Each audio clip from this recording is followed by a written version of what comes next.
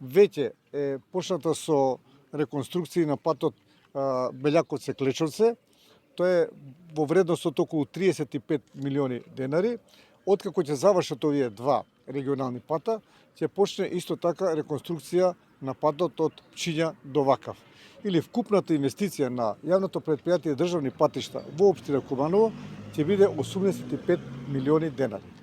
Јавното претпријатие државни патишта за реконструкција на овие регионални патишта во рамките на програмата на јавното претпријатие за 2025, а со договор со јавното претпријатие Македонија пат, има планирано и предвидено 700 милиони денари оваа година за реконструкција на и рехабилитација на регионалните патишта.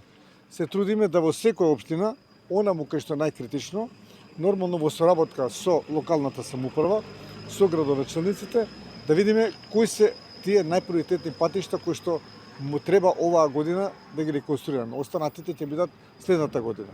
Покрај тоа, да имаме надзор на сите патишта и тие ни даваат своje мислење и нормално стручните служби од јавното претпријатие.